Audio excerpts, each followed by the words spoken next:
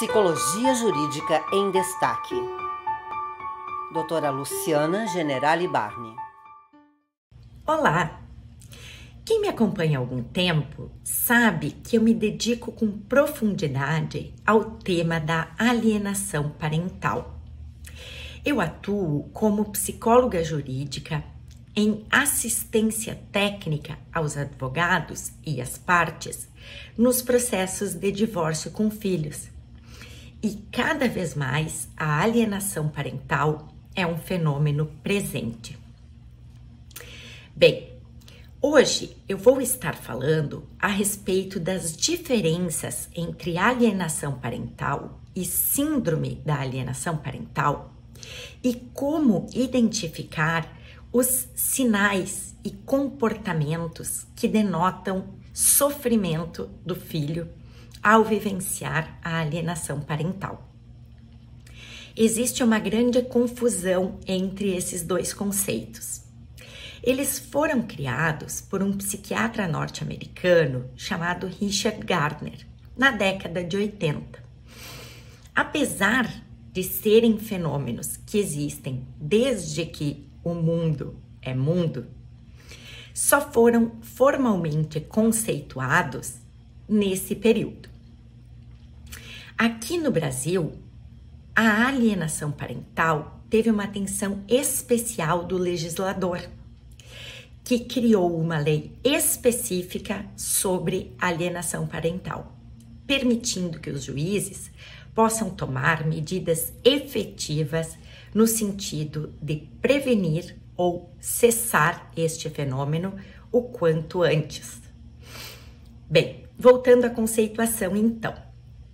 A alienação parental é a conduta de um dos genitores que, por não conseguir separar as questões conjugais das questões parentais, acaba se utilizando do filho para atingir o seu ex-cônjuge.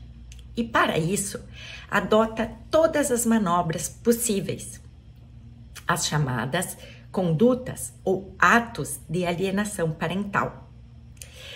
Além de denegrir a imagem do ex-cônjuge perante o filho, ele se utiliza de todas as manobras possíveis para dificultar este convívio entre pai ou mãe e filho. Desmarcar compromissos, mudar-se de domicílio sem justificativa, não informar itens básicos como consultas médicas, psicológicas e assim por diante. Nas situações mais graves, há inclusive falsas denúncias de agressões ou abuso sexual. O problema é que esta conduta de alienação parental acaba levando à síndrome da alienação parental. Quem sofre com a alienação parental, na verdade, é também o ex-cônjuge, mas é principalmente o filho, a criança e o adolescente que estão sujeitos a esta, utilizando-se a expressão de Gardner, lavagem cerebral que o genitor alienador exerce em relação ao filho. Nós podemos observar que uma criança ou adolescente está sofrendo com alienação parental através de alguns sinais. O primeiro deles é uma agressividade e uma recusa injustificadas em relação a conviver com o pai ou a mãe, o genitor alienado.